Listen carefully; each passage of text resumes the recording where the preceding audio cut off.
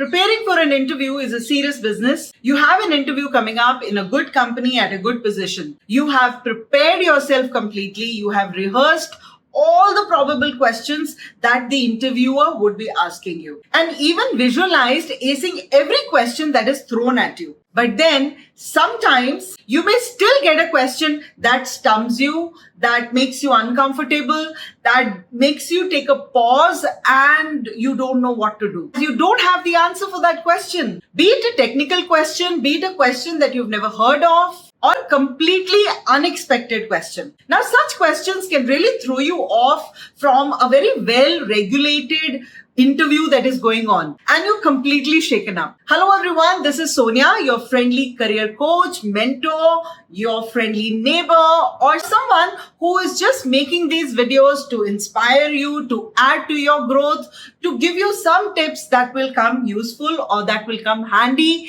in your 9 to 5 job that you're doing. So today, I'm going to share with you some tips as to how to handle such questions that you get during the interview where, you've taken off guard, you're shaken up, you're nervous, you don't have the answer. So how do you handle that question? Let's get started with today's episode with a cup of coffee. But before that, please consider subscribing to my channel as it's a big motivation. I bring weekly episodes for all of you, a weekly content which adds to your professional growth. You can take these episodes as a guiding source, a guiding light, that whenever you're stuck in your 9 to 5 job and you're trying to figure out some answers, you want to upskill yourself, you can of course refer to my videos, as there's always something or the other in my videos that will add to your career growth or that will add to your skills. Let me share with you some tips to help you navigate those tricky questions, those tricky moments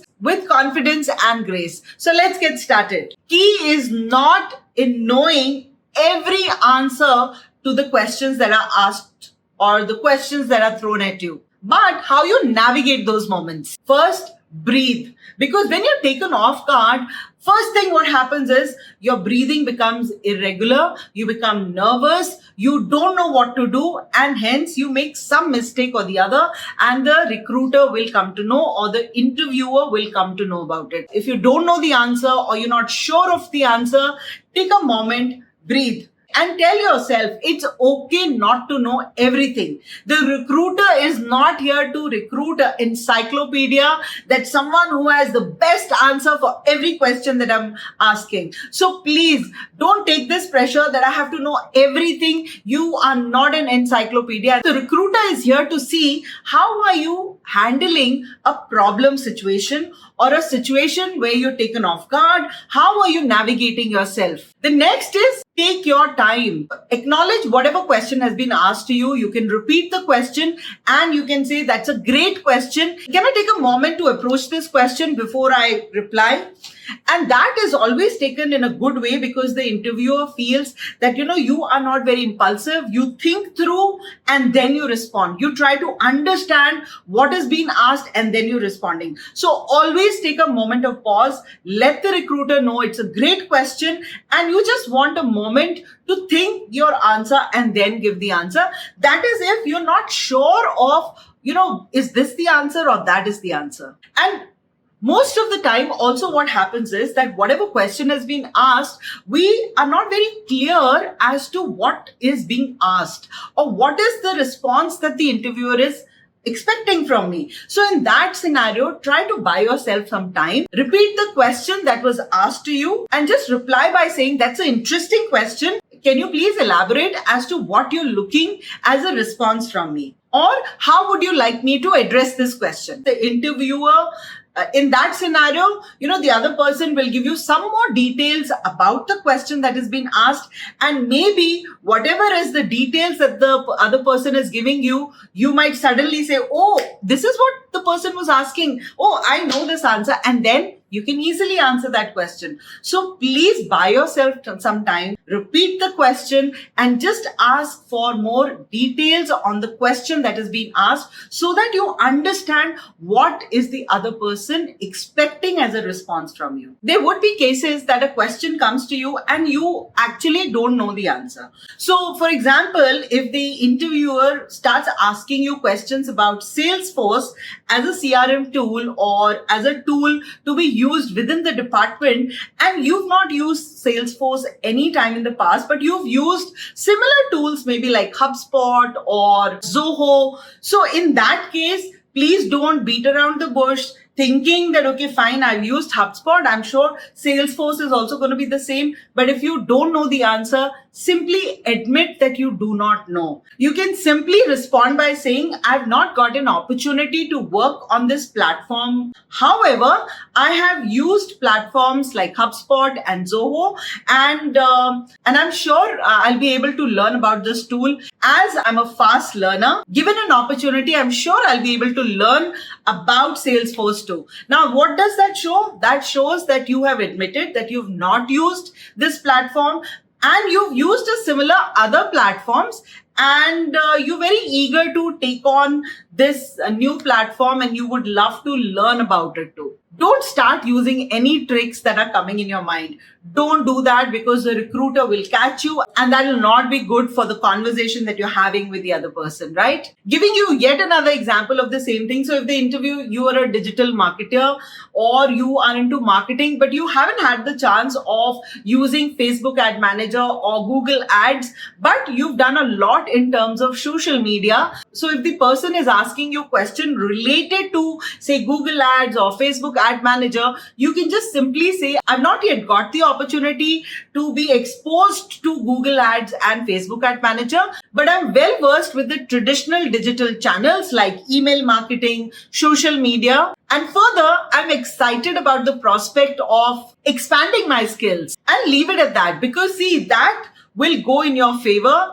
That is another way you can handle a tricky situation. Yet another thing what you can do is start asking clarifying questions, like I just mentioned, where you're buying yourself time. If you're not sure about the question, you've not understood the question, don't start thinking in your mind that, would the other person feel that what kind of a dumb person is this? I've said it once, he should have understood or she should have understood the question. It's not a problem. For example, if the other person is saying, how would you approach a marketing strategy for a product launch?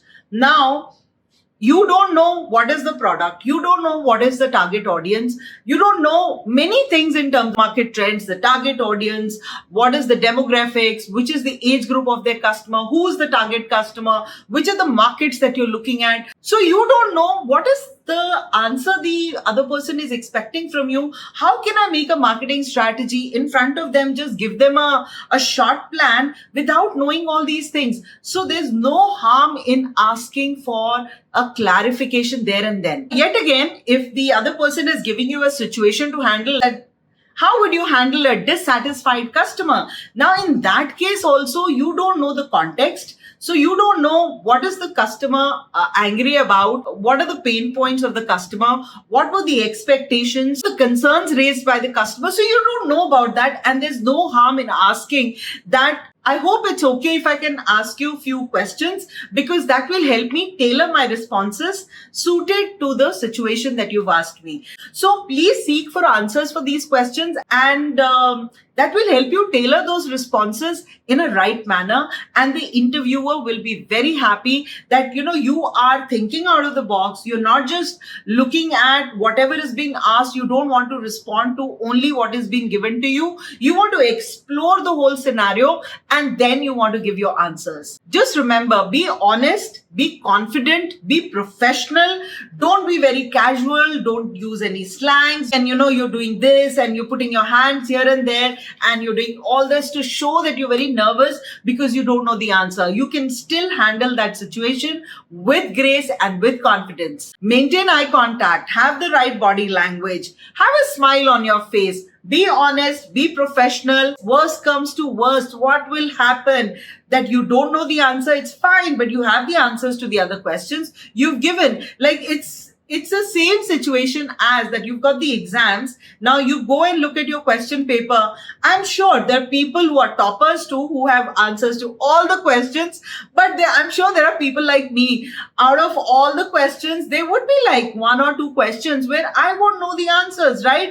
And I actually didn't know the answers when I was appearing for exams in my school, but it's all right. I still passed my exam. So please don't worry. It's not like if you don't know the answer of one question, you will fail in your interview, because the other person is only trying to see as to how are you handling these situations. It's not the right answer, but it's your attitude and the way you handle that situation will land you up with a offer letter. How you handle situations is equally important. If your skills and experience is important in an interview, it's equally important how you handle situations. On that note, we come to the end of the video. I hope you like the content, and if there is any other question in your mind you feel you still don't have the answer for, please reach out to me. You can leave a comment below, or you can send me an email. My email is mentioned on the screen just now. So happy job hunting.